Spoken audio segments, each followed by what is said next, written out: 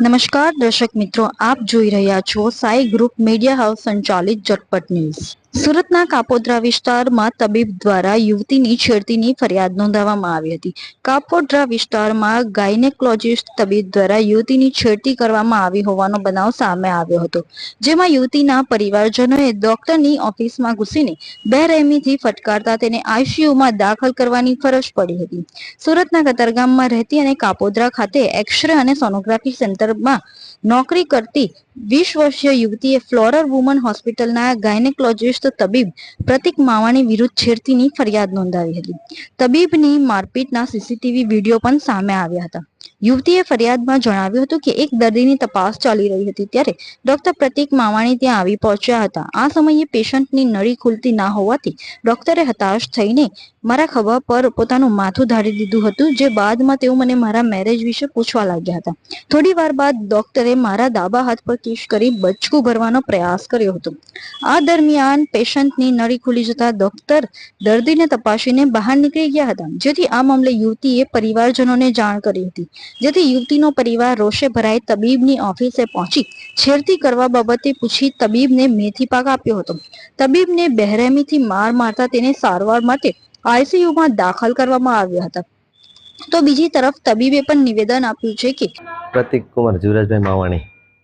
સાહેબ શું ઘટના બની હતી?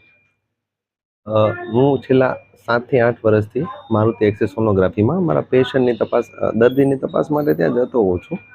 આ વખતે પણ એમની તપાસ કરી અને હું સીધો સાહેબની ઓફિસમાં બેઠો હતો। ત્યાં અમુક અસામાજિક તત્વો આવીને 8 થી 10 જણા આવીને સીધી મારી પાસે કીધું કે તમે છેડતી કરી છે, આરોપ મૂક્યો।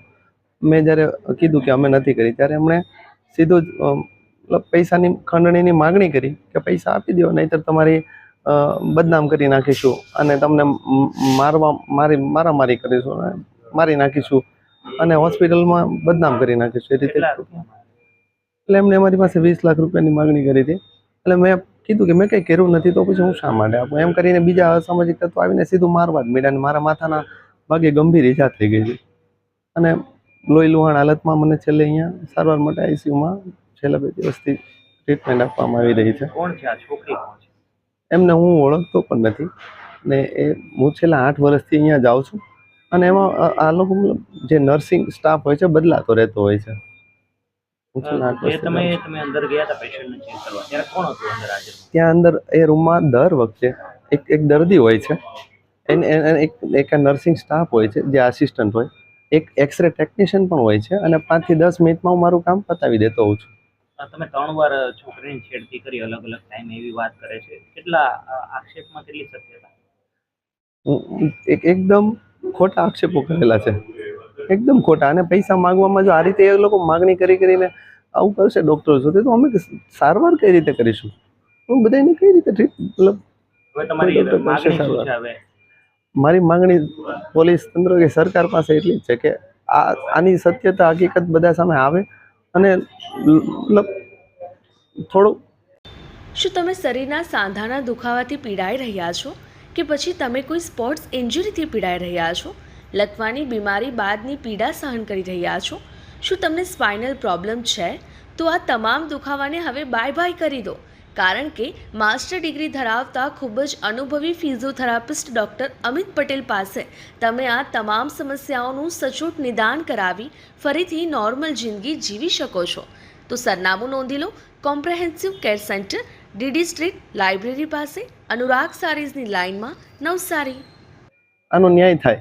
હોસ્પિટલમાં વિઝિટ માટે અવારનવાર જાય છે, પરંતુ તે યુવતીને ચોક્કસથી ઓળખતો નથી તથા યુવતી અને તેના પરિવાર દ્વારા ખંડણીની માંગણી કરવામાં આવી હોવાના તબીબ પ્રતિક માવાણી દ્વારા આક્ષેપ કરવામાં આવ્યા છે। વધુમાં ડોક્ટર પ્રતિક માવાણીએ જણાવ્યું છે કે ખંડણીની રકમ આપવાનો ઇનકાર કરતા તેમને બદનામ કરવાની ધમકી આપવામાં આવી હતી, જેથી યુવતી અને તેના પરિવાર દ્વારા ખોટી રીતે છેડતીની ફરિયાદ કરી બદનામ કરવામાં આવ્યો હોવાનું ડોક્ટર પ્રતિકે માવાણીએ આક્ષેપ કર્યા છે। જો કે સમગ્ર મામલે શું છે હકીકત એ યોગ્ય પોલીસ તપાસ બાદ સામે આવશે।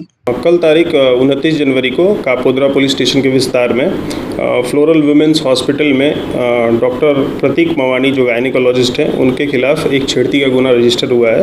इसमें धारा BNS की 74 और 75(2) के तहत दर्ज किया गया है, छेड़ती का आरोप लगा है और इस मामले की तपास जारी है। हमने स्टेटमेंट रिकॉर्ड किया है और अभी हम बाकी CCTV फुटेज और बाकी शाहिद के बिहाफ पे हम स्टेटमेंट रिकॉर्ड करके आगे इन्वेस्टिगेशन कर रहे हैं। सर कैसे छेड़ती की थी, किस तरह का एलिगेशन है महिला का? का एलिगेशन ये है कि उन्होंने कुछ बोलचाल की है और कुछ टच किया है, तो इसके बिहाफ पे हमने FIR दर्ज किया है अभी।